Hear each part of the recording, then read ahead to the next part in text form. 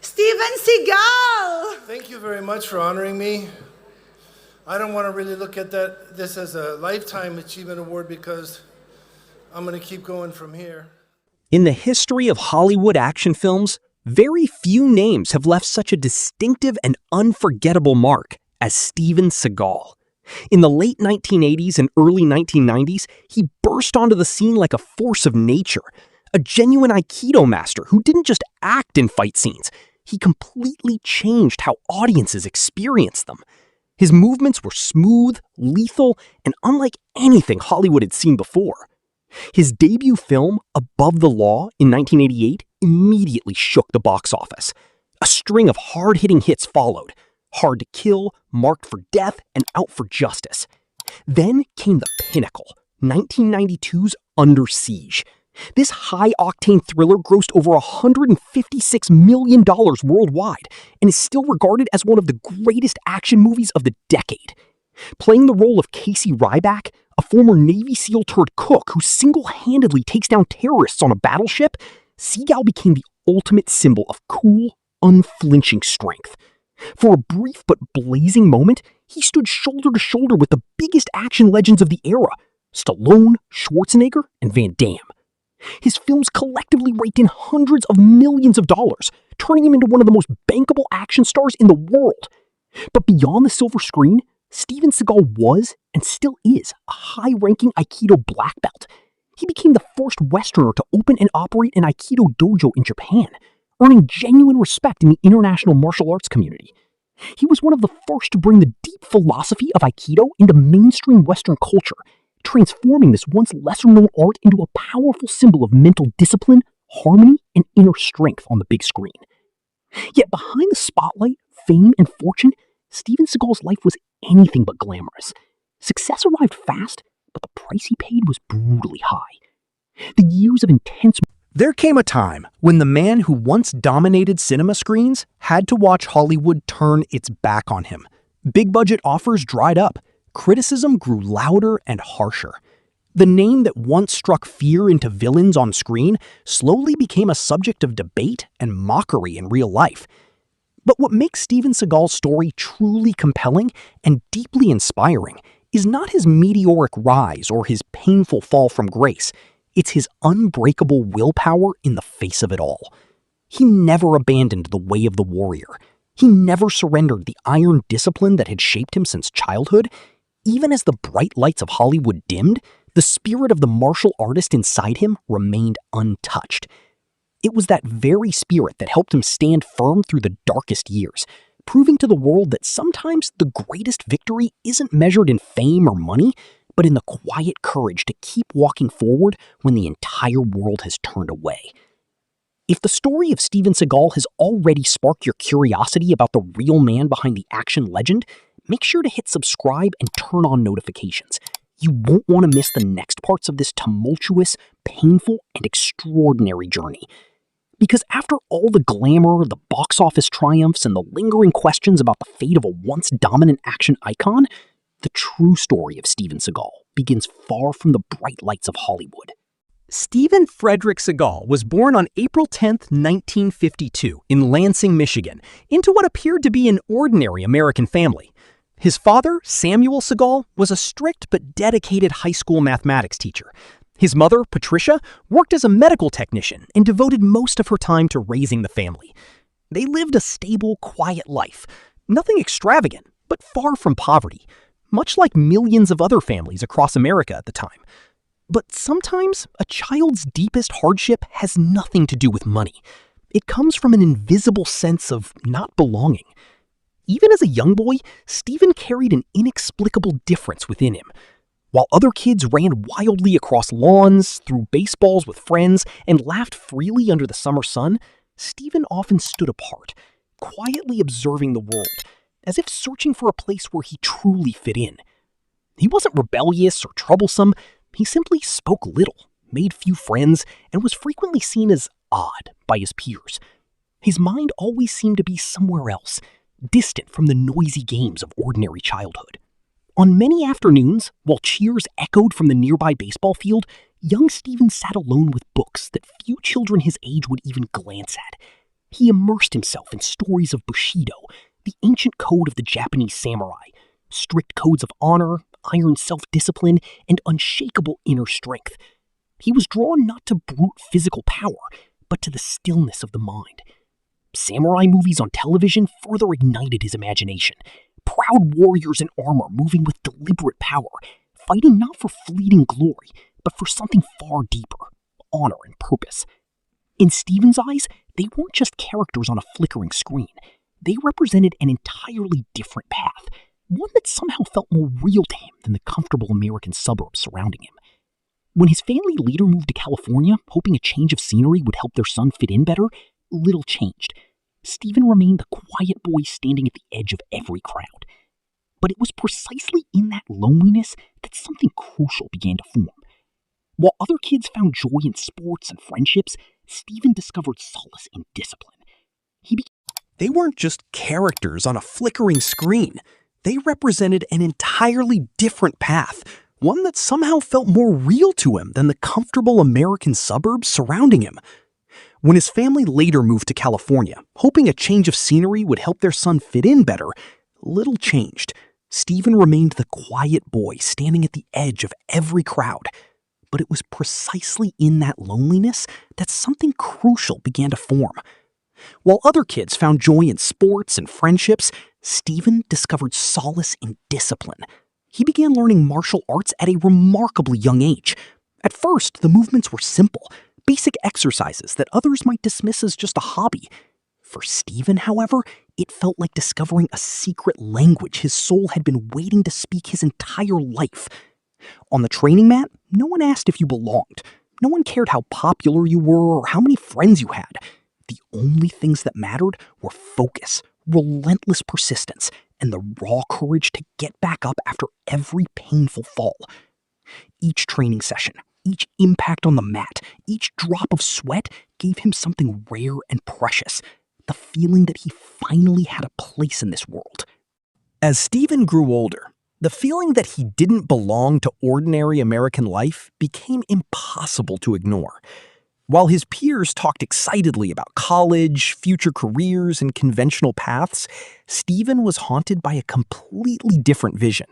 He believed his true path lay far away, across the Pacific Ocean, in the quiet, sacred dojos of Japan. In ancient training halls where discipline, humility, and mental mastery were valued above everything else. It was a strange, almost impossible dream for an American boy growing up in the 1960s. But sometimes the strangest dreams turn out to be the truest ones. Steven Seagal, the boy who once felt lost among baseball fields and peaceful neighborhoods, became convinced that to find himself, he would have to leave everything familiar behind. He didn't yet realize that this decision to abandon his homeland in pursuit of a martial path in a foreign land would completely transform his destiny. But deep in the heart of that lonely boy, one truth had become crystal clear. His life would never be like anyone else's. And that realization was only the beginning of a long journey filled with pain, solitude, and a destiny very few could ever imagine. That inner calling eventually pushed Stephen to make a decision that almost everyone around him considered completely crazy. While most young Americans his age were planning for college, steady jobs, and comfortable lives, Stephen was staring across the ocean toward Japan. He didn't just want to study martial arts. He wanted to live the world that had haunted his imagination since childhood. So he left the United States. It was nothing like the romantic samurai adventures he had watched on TV. For Stephen, going to Japan felt more like a desperate escape. An escape from the suffocating feeling of not belonging and from a life that suddenly felt far too small for the dreams burning inside him. The moment he set foot in Japan, reality hit harder than any throw on the mat. He was no one special there. Just a tall, awkward foreigner with clumsy Japanese, stepping into a martial arts culture that had existed for centuries before he was born. In the traditional dojos, where Japanese students had trained rigorously since childhood, Stephen was an obvious outsider. No one knew him, no one cared about his background, and almost no one believed that an American could ever truly understand the profound spirit of Aikido. The early days offered no glory, no applause, only endless repetitions, brutal throws onto cold, unforgiving mats, physical exhaustion, and constant skeptical glances. In Japan, martial arts were never treated as performance or entertainment. They were about discipline, humility, and above all, patience. Stephen had to begin with the most basic, humbling tasks: cleaning the dojo floors, preparing the training mats, and silently observing the masters before he was even allowed to participate. Many nights, his body ached so intensely he could barely sleep. Joints swelled. His back and shoulders were covered in bruises from hundreds of throws. But the physical pain was never the hardest part. The deepest pain came from the constant crushing need to prove that he deserved to be there at all. Every single day, an unspoken question hung heavy in the air. Does this foreigner really belong here? For a long time, Quitting would render all the pain and lonely years meaningless. So, he continued. He trained until his body adapted. He learned to control his breathing under pressure. He mastered staying calm even when thrown at dangerous speeds. Gradually, endurance transformed into true understanding. Aikido wasn't about overpowering opponents with raw force. It was about blending with their energy, redirecting it, and creating balance. In this art, patience triumphs over aggression, and control matters more than brute strength. A real warrior doesn't chase victory, he seeks harmony. These profound lessons didn't just improve how Stephen fought, they fundamentally changed how he viewed the world and himself. The boy who once felt lost in America began to discover a true sense of belonging, not because he was the strongest, but because he was the one who refused to quit when everything became too hard. The masters noticed this rare quality. They saw a persistence few students possessed, the ability to endure pain in silence and repeat techniques hundreds of times without complaint.